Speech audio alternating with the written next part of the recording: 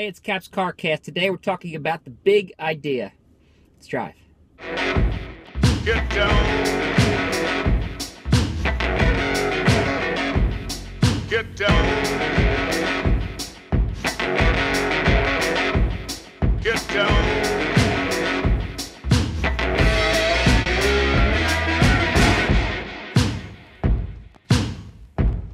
Recently, I've been running a lot, motivated mostly by my podcasts about why sales really is just not keen on content marketing. And it boils down to two things, really.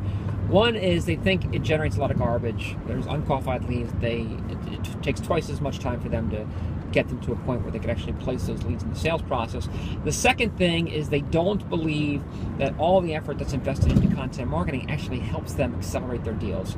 And look, that's what quota-carrying salespeople care about. They want to retire quota at a faster rate. It's, you could come at it from any angle you want, but at the end of the day, that is what they care most about. So how do we help them if we're leaders of our company and we want to push our efforts in a way that's going to help our sales accelerate and close more deals? Well, here it is. You have to understand what is the big idea for your marketplace. And what I mean by that is, in the 2000s, even to the first part of this decade, we were doing a lot of this solution, pain, listening thing. Great book about this, by the way, called The Challenger Sale. You should go ahead and take a look at that. But the idea is that the buying community is so much more educated. They're going to do so much more research on their own that they know what they need. Even if they can't quite articulate it, they know. So any amount of listening isn't really going to differentiate you from anyone else. So what we need to do then is we have to come up with that big idea in the marketplace, the thing that matters to our customers, that helps them identify the business they're truly in, maybe even a little bit better than they can identify it themselves. So, what does this mean? Well, it means what's the purpose of what your company's ultimately doing and how they're serving their customers? What is the impact? What are the dots that you can connect? Now, the example I use, one of my clients was doing back office software for manufacturing, and they were struggling with this concept of a big idea.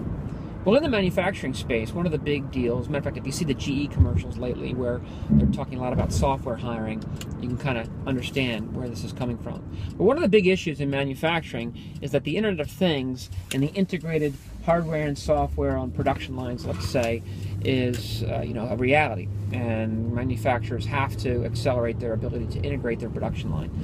But this comes with inherent security issues. And look, you could read any news headline on almost any day to see what's going on with, varying, data hacks or whatnot.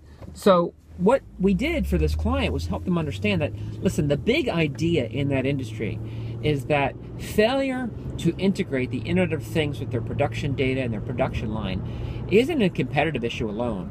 Indeed, it's a national security issue, and that's the big idea for them. Now, that's just an example, right? And you could argue whether or not that is or is not the case, but that's the point, is have that discussion, that argument internally to decide what is the big idea that your products and services have that the industry isn't thinking about, that they need to start thinking about, that they need to consider every decision that they make against that backdrop. That's the big idea. So you know what, today, after you turn this off, write down what are the big ideas that you're placing into the marketplace.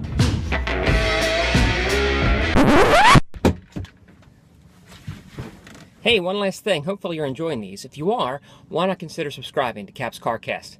Thanks, and we'll see you next time.